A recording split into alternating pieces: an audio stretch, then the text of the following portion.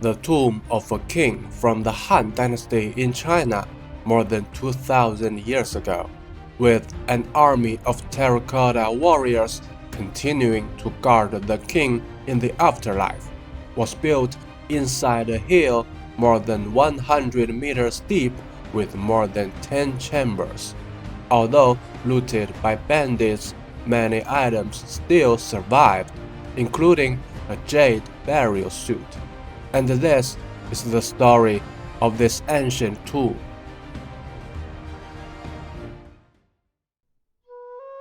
Xuzhou, a historic city in Jiangsu Province, China, has always been a strategic location. In 1984, many human-shaped pottery figurines suddenly appeared under the bulldozers at a local construction site. Archaeologists came to check and concluded that this was a pit of terracotta warriors. Archaeologists have discovered more than 2,000 pottery figurines through excavations. These figurines, including infantry and archers, are about half a meter high. The infantry once held wooden weapons, which have long since decayed. The archers carried quivers on their backs. Burying emperors and kings with terracotta warriors was a funeral custom in China during the Qin and Han dynasties more than 2,000 years ago. This army would continue to protect its masters in the afterlife, indicating that there must be a large tomb nearby. We can see these human figurines are all facing that direction. The tomb owner they guard should be behind them, and that will be where the tomb is. After several years of searching and investigating, in 1991, archaeologists found the tomb on a limestone hill 400 meters away. The soil on the surface is only about a foot thick, and underneath it is all rock. When building the tomb, they dug a big square pit into the hillside and a tunnel deep into the hill, excavating chambers inside. After the tomb owner's burial, they backfilled the pit with soil, making it look like a regular hillside so people wouldn't know about the tomb underneath. Despite this, the tomb was looted by bandits, most likely shortly after the burial.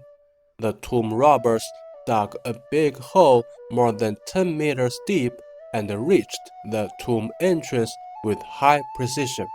We will get to that in a moment. But they missed the 3 chambers in the front section of the tunnel.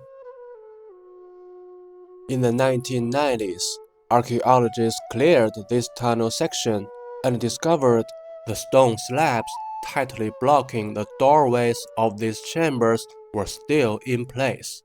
After removing the slabs, archaeologists entered the chambers. The chamber on the right is a kitchen. The items we see here today are replicas. This chamber has 2 doorways, and the archaeologists only removed the ceiling stones of 1 doorway.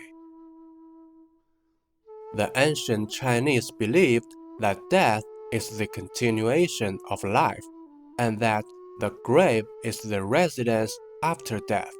Therefore, everything should be the same as it was before death.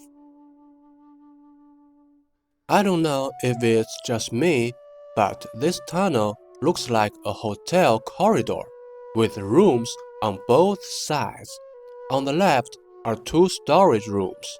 In one, archaeologists found many weapons, copper vessels, and drinking vessels, including a jade wine cup. The presence of weapons indicates that the tomb owner is likely to be a male. In another room, archaeologists discovered many bronze vessels, probably bathing utensils, similar to today's bathtubs and showers. There were also cooking utensils. Again, these are just replicas. The tomb robbers were likely unaware of the existence of these three chambers, allowing these items to survive to this day. This tunnel section was originally roofless. Perhaps for safety reasons, they added a roof in recent years. Above it is the big pit. The structure of this tomb is very unique and strange. Why bother digging such a big pit? And what is its use? These questions still puzzle experts to this day.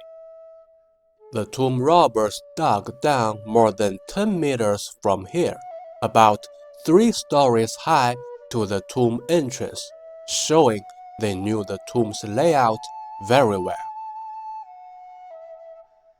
Archaeologists discovered 4 long square boulders apparently put out by tomb robbers piled in the tomb passage. After removing them with the help of heavy machinery, they saw the tomb entrance blocked by boulders. It turns out that 4 groups of 4 long square boulders were blocking the tomb entrance. Each boulder is about 2 meters long, 1 meter wide and high. The tomb robbers drilled holes in the boulders on the upper right side of each group, tied ropes, and pulled them out. Then the tomb robbers crawled into the tomb. Surprisingly, archaeologists found many jade pieces on these boulders, apparently left by tomb robbers. There were small holes in the 4 corners of these jade pieces, and some of the holes had gold threads tied to them. Experts pieced them together and restored a jade burial suit. The ancient Chinese believed that jade could prevent a corpse from decaying and guide the souls of the deceased to heaven. In the Qin and Han dynasties more than 2,000 years ago, emperors and kings were often buried wearing such a suit. But why was this jade burial suit torn apart and left here? It all comes down to one question. What kind of things were those tomb robbers looking for? It's very simple. They wanted something they could sell with ease, at the same time without raising suspicion. And something like a jade burial suit would almost certainly prompt the question, where did you get this? For us, it is priceless, and we cannot even measure its cultural value with money. But for tomb robbers, it might bring trouble. So, after stripping off the jade suit from the tomb owner's body, they only took away the gold threads and left the jade pieces. In 1968, archaeologists discovered the tomb of Liu Sheng, king of Zhongshan of the Han Dynasty in Mancheng, Hebei province. In his tomb, they found a well-preserved burial suit composed of nearly 2,500 jade pieces, and the gold threads weighed about 1.1 kilograms. This jade burial suit has more than 4,000 jade pieces, and the weight of the gold threads is estimated to be no less than 1.5 kilograms. Its presence convinced archaeologists that the tomb owner must be a king in the Xuzhou area of the Han Dynasty. After removing all the boulders, archaeologists entered the tomb. the tomb has been sealed under the hill for over 2,000 years and is a mess, with mud and dirt everywhere.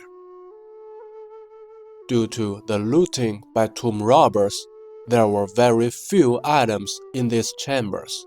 Despite this, archaeologists have discovered many copper coins that were only in circulation during the early years of the Han Dynasty, and combined with other clues, they concluded that the tomb dates to no later than 154 BC.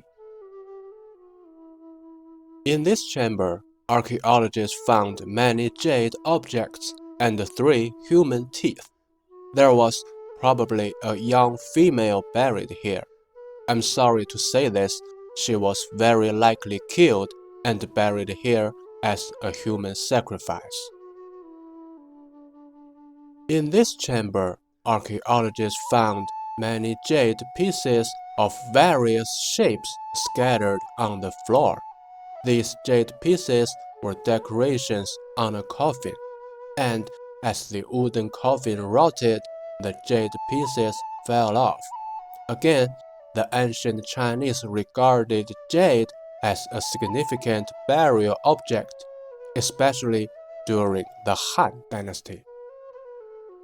And on top of these jade pieces, archaeologists discovered the remains of the tomb owner. It is very likely that the tomb robbers stripped off his jade burial suit and left the body at this place. After analysis, experts concluded that the tomb owner was a male, around 35 years old. Archaeologists found many musical instrument fragments in this chamber at the end of the tunnel, indicating that it was a dance hall. However, this chamber is too small. Judging from the rough chiseling marks on the walls, it seems the work was not over yet, indicating the tomb owner's burial was in a hurry. Based on all of these, experts believe that the tomb owner may be Liu Wu, the 3rd generation king of Chu. Liu Bang, the founding emperor of the Han Dynasty, appointed his brothers and nephews as kings across the country in the hope that they would help the central government in the event of rebellion. But he neglected one crucial thing. What if those kings rebelled? 40 years after Liu Bang's death, the 3rd generation Chu king Liu Wu joined 6 other kings to rebel against the central government and challenge the authority of Emperor Liu Qi. The rebels marched toward the capital Chang'an, catching government troops off guard. At the critical moment, King Liu Wu of Liang, loyal to the central government, stepped forward and led his kingdom's army to resist the rebels, buying time for the government troops to gather. Finally, the government forces cut off the rebels' logistics and quelled the rebellion. King Liu Wu of Chu was defeated and committed suicide. Perhaps it was because of his sudden death that they had to bury him in this unfinished tomb. Of course, this is just a mainstream speculation, and there is still debate over who the owner of this tomb is. Meanwhile, the tomb of the king who bravely resisted the rebels was found 100 kilometers away, also built inside a mountain with many chambers. Rumor goes that countless treasures were inside the tomb, and that is what we will see in the next episode.